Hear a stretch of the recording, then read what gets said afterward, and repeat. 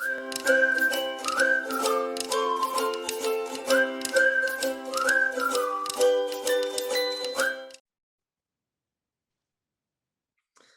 and welcome to another Shock Solas interview. Today we have Shane Angland from Innis Evangelical Church. He's an elder there and he's going to talk to us tonight about Bible translations. How are you doing, Shane? I'm doing great, John. Thanks for having me. No bother at all. So Shane, you're originally from Clare, is that correct?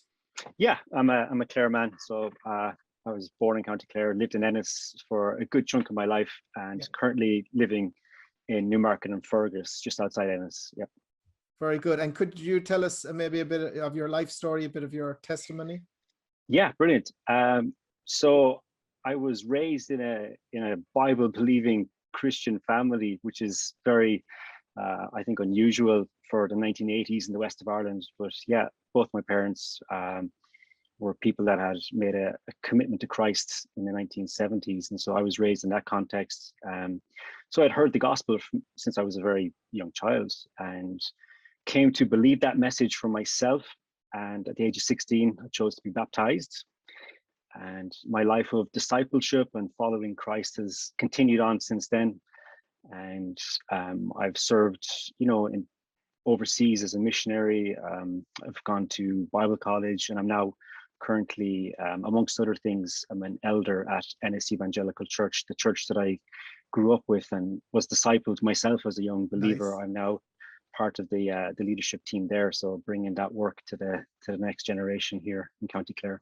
It must be nice for some of maybe the older people in that church to see you're kind of the full circle, you coming back and becoming an elder.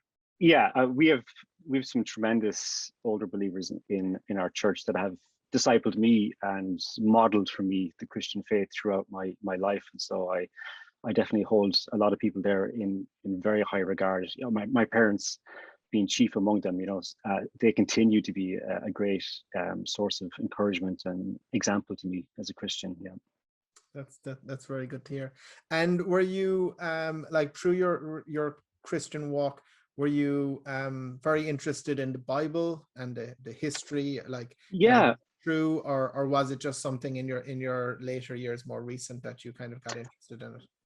I think I was, but I was never a great reader, strangely enough, until almost the very end of secondary school. I started to become more interested in reading in theology in the Bible, and that was because I was attending a discipleship program where that was modeled for me. And so I really began to see the benefit of that. And then I went on to do an undergraduate in history at University of Limerick. And so that was, where a lot of my passion for questions like translation, church history, theology. I mean, although I didn't study theology in Limerick, a lot of the same tools and methods that I was taught there actually became very useful for me as I pursued further studies in theology. But yeah, I've always, I think, had a very keen interest in the past, in history, and the Bible, obviously, as a historical document that's central to our understanding of it.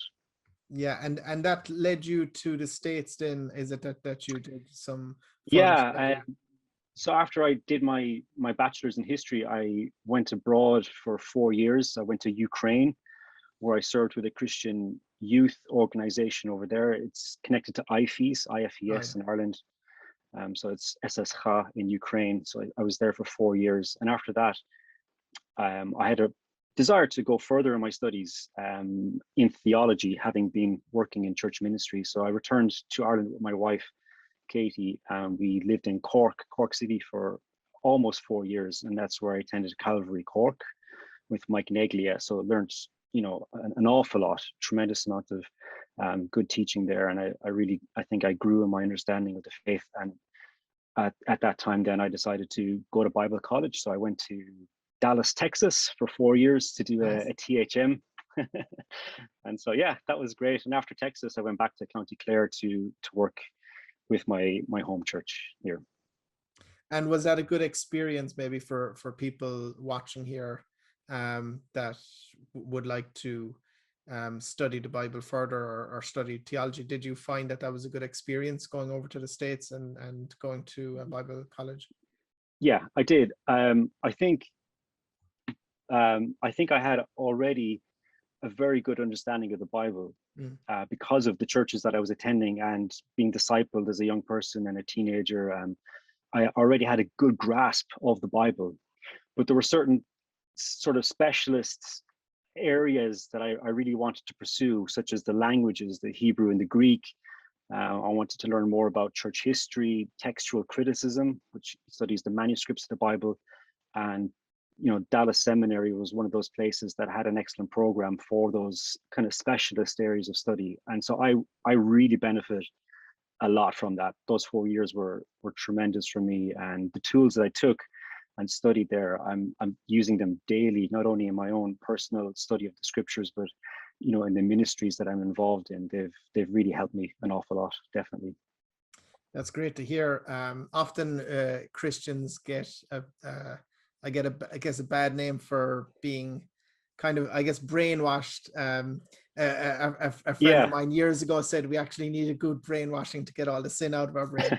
But as in that we just take things at face value, that we don't investigate it. But it's good to hear a fellow believer talking about you wanted to get deeper in the word, you wanted to understand it, like, because there is truth to all what we believe in. So it should stand up to any criticism, and learning more about the Bible and historical facts about it as well is so important. It is, and that's actually a hallmark of the Christian faith, is that it invites you to investigate it. Other religious systems would say that that's inappropriate, or the knowledge is secret and it's kept by a few, or that any questioning whatsoever is a mark of unbelief, and it should be discouraged. But Christianity invites you to ask questions. It invites you to explore the evidence, and that is because the truth of Christianity rests in the reality of what God has done in time and space through Jesus Christ. It's not just a philosophy resting on opinions. It rests on the reality of what God has done. So it is definitely open for investigation. So moving on now. So we're looking at different Bible translations. We sell a number of different translations here at Chalk Solas, and I brought Shane on to talk a bit about more, because my understanding of them is very minimal as well. I'm getting better at my understanding of the differences, because we often get questions like, which Bible translation is good for me? They might specify one. Should I read this one? Should I read this one? First question to lead us off, maybe, is there a Bible translation that you always go to yourself? What is your kind of main Bible translation? Yeah, there is. I use the ESV, the English Standard Version. So that's a relatively new English translation, going back to about 2001. And it's a revision of previous English translations. So it's a revision of the Revised Standard Version, going back into the early 20th century, and beyond that, going all the way back to the King James. It's from that same lineage of English translations. That's the one I typically use. Yeah, but I do have other Bibles here on my shelves that I do examine and look at for different ways of translating the text. So I think having multiple translations is always a benefit, definitely. Yeah, I think it is. And the ESV, would you say that's kind of closer to a word for word translation? It's quite literal. Yeah, it tries to be. I mean, no English translation is literal word for word. Like, the amazing thing about translating from the Hebrew and Greek into English is that there are certain things that you cannot directly translate. For instance, in Greek, there's the aorist tense. We don't have an aorist tense in English. Hebrew verbs don't have time, they have aspect. So word for word or literal will always have some sort of interpretive lens to bring it through. And even like the English Standard Version, which would tend towards a more literal and attempt to be more word for word, it clearly isn't exactly a word for word translation, because you have to put it into a different language. But in terms of the philosophy of the translation, it is what we call formal equivalence, which tries to aim towards a word for word translation, or to aim towards a more literal translation as possible. Yeah. And then we have, I guess, kind of the one is probably we would consider the most famous, the King James Version. Yeah. So can you tell us a bit more about the King James Version and maybe go into the New King James Version as well? Yeah. So the King James Version obviously wasn't the first English translation. It comes from 1611. So you have a whole family of English translations that precede that, going back to the time of John Wycliffe, at the end of the 14th century. And then you have obviously Tyndale and his translation in 1525. And then from Tyndale, you have a series of English translations. You have Coverdale, you have the Bishop's Bible, the Great Bible, the Geneva Bible, the Douay-Rheims Bible. All of these were English translations that preceded the King James Bible. But King James wanted a new English translation for the Church of England. And so he brought together the best scholars in England at that time in the 17th century, using the best methods available to them. And their desire was to present a translation that was readable, understandable to the man of 17th century England, and to do so in a way that preserved the more traditional language of the church, because some of the critiques of the earlier translations were that the language was maybe not as traditional in terms of the language to describe the church. And so King James wanted to produce a more traditional translation. So if you compare the King James to someone like Tyndale, when he translated the word ecclesia in Greek, he didn't translate it as church, he translated it as congregation. And that was specific to the aim of Tyndale, who was a voice for reforming the church. And so you have to understand why Tyndale chose those types of words. He wouldn't translate presbyteros as priest, he would use elder. But the King James Bible then, it brought back in a lot of that traditional language, church, bishop, etc. But it was a brilliant translation for its time. It was criticized. Obviously, whenever an English translation of the Bible is produced, you'll always have critics. Yeah. People criticize it for being too easy to understand, or for not being a good translation. But the original 1611 King James Bible, the translators, they wrote an incredible essay, which sadly isn't reproduced in the reprints of the King James Bible. But they wrote this incredible essay called the Translators to the Reader, where they lay out their methodology, their reasons for doing this translation, how much they benefited from previous translations, and it really explains the motivation behind it. But obviously, we've moved on a lot since 1611, and there were things that they didn't fully understand as translators. Some of the Greek and Hebrew aspects weren't always fully understood because of the information available at that time. So Shane, sorry to cut across you. And that's kind of one of the main reasons some people look and they say, why is there so many different translations of the Bible? Yeah, exactly. And can you give us a bit more information? Why do we have so many different translations? I mean, there's reasons for that. We've learned an awful lot about the Hebrew language and the Greek language since the time of the 17th century. And so there are words that were previously mistranslated in earlier versions because of that lack of knowledge.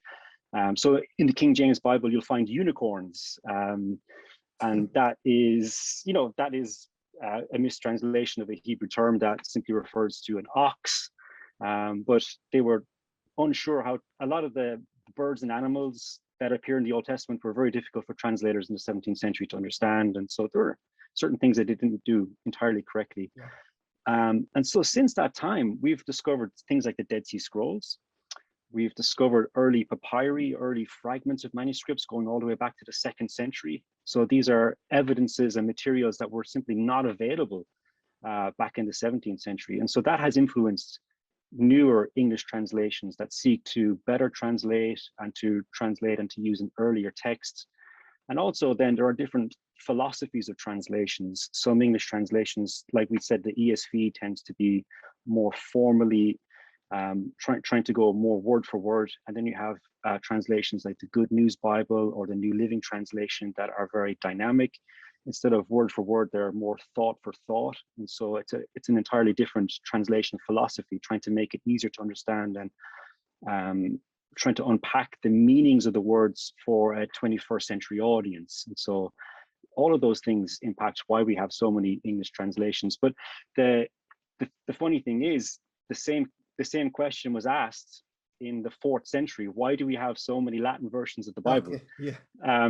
People were asking the same question. It's interesting. And people like Augustine and Jerome, were saying, well, it's not necessarily a bad thing to have that many translations. It can actually help you to understand, the text better. So it's not always a bad thing. It can be a very good thing to have multiple translations. Yeah. And you mentioned there translations like the Good News Bible and the NLT. Yeah. And they can be very good, maybe for children, for also for non-native English speakers, because I was even looking at a translation. It was talking about, I think, about Paul standing before the court. There was this line, Paul stood before the court. And a native English speaker, we understand he was standing in front of the court, but maybe a non-native English speaker might think that he stood and then the court stood. And it was kind of showing that, for non-native English speakers, it can be quite difficult, some of the language that is in certain Bible translations. It can be, yeah. And the Good News Bible is a good example of a philosophy that really tries to present the translation in terms of how people in the 20th and 21st century would understand it. And so a lot of the phrases that are used that would have made perfect sense to someone in the 1st century, AD, when the New Testament was written, they have to be unpacked. And sometimes a literal translation won't help you at all. It'll actually confuse you, because idioms or ways of speaking or expressions, they mean something completely different. A good example would be bowel movements. So in the Hebrew Bible, the bowels are the seat of emotion. For an English speaker, we would say the heart. Your heart is moved. So in Song of Songs, in chapter 6, when the beloved comes to the house in this poem of the man and the woman and their love for each other, when the beloved comes to the house in Song of Songs, it says, my bowels were moved to him. And to an English speaker, that sounds horrendous. That sounds like something terrible has happened. But all it means is that they were excited, and that we would say their heart was moved. And so the Good News Bible will say, my heart was thrilled to hear my lover come. But that's not literally what the text says. It says my bowels were moved. But if we were to insist on a literal translation, that isn't actually good. And the purpose of translation is to communicate ideas.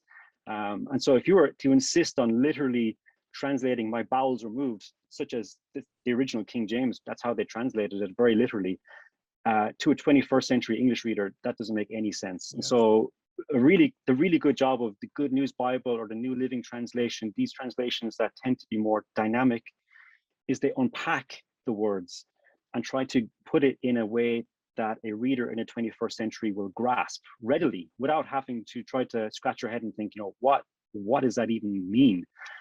So that is definitely a huge benefit of those more modern translations. So, Shane, would you say then, sometimes you see this kind of line, this kind of graph, we have the likes of the New King James, the ESV, the King James, more dynamic word for word, or more literal word for word. And then on the other side, you have like the Good News, the NLT.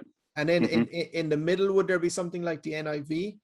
Exactly. The NIV that's exactly what their niche is that they try to strike that middle mark between word for word and thought for thought. And they try to bring both together as best as they can. And that's an English translation, that was produced in the 1970s. And another really good strength about the NIV is that it really is an international version, because the team of translators were from all across the English-speaking world. It was an interdenominational, international committee. So that really helps, I think, to bring a lot of wisdom, a lot of insight to the translation process. It's not simply one man or one very small team. It was an international team of really highly skilled translators. And that's exactly what they tried to do, was to strike that happy medium between word for word and thought for thought. And the NIV, I think, is one of the best-selling, if not the best-selling English translation out there. But you'd know more about that than I would. So yeah, that was their goal. Yeah, and that's probably the Bible I would have grown up with. I guess was very popular going through the 90s. So we have covered a lot of different translations. Obviously, there's a lot more translations. Are there any other translations you'd like to mention? Yeah, like the New King James Bible does a great job in updating the language. And the King James Bible obviously is one of those great monuments in the English speaking world. I mean, it is so famous. The New King James that, 1970s and 1980s, when that was produced, they tried to update the language. So, you won't find unicorns in the New King James Bible. They've updated the language based on the latest research, and they had information available to them that was not available back in the original 1611 Bible. They have things like the Dead Sea Scrolls. They have massive amount of linguistic studies that have been done since then, and so they've done a great job in updating the language of the King James Bible. But it is obviously a very formally equivalent translation. It tends to be more on the literal side, definitely. Yeah.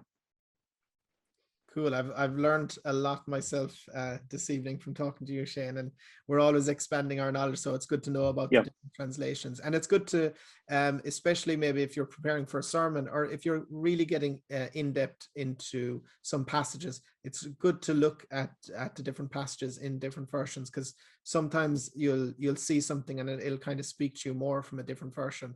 But it's always good to always get the translations. Like there are some kind of way out translations, but to get a translation that it keeps the basics of Christianity, the Trinity, Jesus in the right space, God, the Holy Spirit, because unfortunately with some translations, even different cults have come along and created their own translations and altered some words. And that invariably is the hallmark of a cult, is that they will produce a version by themselves, for themselves, in a very insular and cut off way, not open to peer review, not open to academic criticism or anything. It's produced by themselves, for themselves. Often the translators are unknown because their names are withheld from the public. And that's a huge alarm bell for me. Yeah. I want a translation where I want to know who the translators are. I want to know their credentials. I want to know their ability to do an incredibly difficult job. And so I would always, be careful about choosing a Bible produced by one denomination or group or movement by themselves. I mean, that for me is a huge red flag. Bibles like the ESV or the New King James or the NIV, it's no secret who the translators were. It's no secret what manuscripts they used or what methodology they used. And so that's what we need is evidence that's open to research, as opposed to hidden away and kept from the public. Definitely. It's good to hear. So just before we finish off, Shane, I asked you to prepare if there was any books that you'd like to mention, any books that kind of have really been part of your Christian walk and really helped you in your faith. Yeah, there's a lot of books. So I want to give this caveat. So sometimes when I mention an author or a book, people will come back later and say, well, what about this thing that they said or this thing that they wrote? Yeah. So I know the same, Shane. Yeah. So, I mean, if you zoomed in the bookshelf behind me, believe you me, there's a lot of books there that I don't necessarily subscribe to everything that was written in those books, but I don't read books simply to reinforce what I already believe. The Bible is what I base my faith in. It is the rock and source of my belief as a Christian. Books are there to challenge me, to inform me, to help me, and they are to be taken what is good and the bad left behind. So with that caveat, some of those books that I have read over the years that have been hugely influential for me, I think going back to when I was a teenager, The Cross of Christ by John Stott, a great book that really helped me understand the meaning of atonement. And atonement is a word that William Tyndale invented. When he was trying to translate the Bible into English, he had to come up with a word that described, that incredible idea of a sacrifice bringing us into a relationship with God, and that's the heart of the Bible. And so Tyndale made this beautiful word, at-one-ment, and Stott, and Stott's classic book on the cross of Christ helps us to understand what is the atonement about, what is the cross about. And I think he did a superb job. It's a classic, I think. So it's really helped me Another book that I found really helpful is by Dietrich Bonhoeffer, Lutheran, probably famous for being martyred during the Second World War. But his book, The Cost of Discipleship, is another classic, brilliant book. And there's a lot in that book, and I think it's a challenging read. But the way he describes grace, he contrasts the grace that we give ourselves, which is a cheap grace. It's an empty grace. He says it's a grace that really excuses sin, as opposed to God's grace, which is a costly grace. It's costly because it cost the life of Jesus Christ on the cross, but it is a grace that doesn't excuse sin, but forgives sin, that removes guilt, and it is a grace that compels us to follow Christ and to follow him as a disciple. And I think it's a really challenging and brilliantly written book, The Cost of Discipleship by Bonhoeffer. I've found that really challenging. Another great book that I've really enjoyed is going way back into church history by a man from Africa. So we've had a Lutheran, we've had an Anglican, but probably my all-time greatest theologian that I think has really benefited me the most is Africa's greatest theologian, Augustine. Yes. And his book, The Confessions. I remember reading that for the first time and just being blown away. It's a profoundly beautiful spiritual story of one man's journey from doubt, skepticism, and really slavery to sexual sin into the freedom of Christ and life in putting his faith in Jesus Christ and his journey of faith. It's one of the great books in the Christian tradition, and I came to it late. Actually, I'd read a lot of early church fathers prior to that. I'd read some of the Greek early church fathers, and like Athanasius or Gregory of Nazianzus, and those works are brilliant and they're so rich theologically. But when I came to Augustine and his confession, it blew me away, because the whole book is really a prayer. It's a prayer to God, it's a prayer of thanksgiving, and it's a testimony of how God changed this man's life. And I'd highly recommend that. It's one of those great books, I think. Yeah, they are all those. I actually, I'm afraid to say I haven't read any of those three, but we do have them in stock. Yes, they are available at Chuck Solas. Yeah, two of them we've just got in the last 2 weeks. Actually, two of those ones, the Bonhoeffer one, excellent, and the Cross of Christ as well. Those two. Are there any others you'd like to mention, Shane? Or J.I. Packer, Knowing God, yes, is a classic. If you want a really good summary of the core teachings of Christianity and why they're important and what they mean, J.I. Packer's beautiful summary of the Christian faith, I think, is a go-to book. And it's not a huge read, but it was superbly written and it's very easy to follow along. I think he had an amazing ability to condense and to explain really profound teaching in very straightforward ways. So I definitely recommend that as well. Knowing God. Yeah. Cool. Thanks very much, Shane. Have you ever thought of writing yourself, or? No, I have. Well, the closest I've come was the journal article that was published, but maybe one day we'll write a book. But I really enjoy reading. It's tremendous. And just another thing on Bibles. One of the great things that I've seen in the last, maybe 10 or so years is the sort of popularity of journaling and Bibles. Yes. Yeah. And that actually is an ancient tradition. That's relatively new for us with the printed Bible, but that is how Christians would have treated handwritten copies of the Bible. They would have filled the margin with notes. They would have wrote in encouraging lessons that they had learned, or applications from great theologians. And so if you look at medieval handwritten Bibles, the margins are covered in notes. So my own ESV Bible, it's a journaling Bible. And I try to fill the margins with helpful things that I've learned. And another thing is these single book, oh yeah, they're very popular journals. Brilliant. We use them in our church. I've given copies to my wife and to my parents. So when we're doing a Bible study, we're doing a Bible study through Zechariah in the Old Testament. You have the text on one page and you have a blank page then to record notes. I think they're superb for Bible studies. And it's a really good habit to get into, is to engage the text with notes and writing, and it really helps to reinforce the teaching. Yeah, and as you, I just have actually an NIV journaling Bible beside you, so beside me. Yeah, So I might just show that to the camera. So there's brilliant. this space at the side just to Yeah, make notes, yeah, reference other verses, and just maybe reference, mhm, if you're in church, reference what the pastor is saying about that verse. And also those scripture journals are very, very popular. We have them in NIV and ESV, but brilliant. they give you so much space to write Yeah, further notes on the book itself. yeah. It's great, and it's come in recently, but it's an ancient tradition. The earliest examples of the Irish language that we have, extended examples of Irish, are all in the margins of Bibles.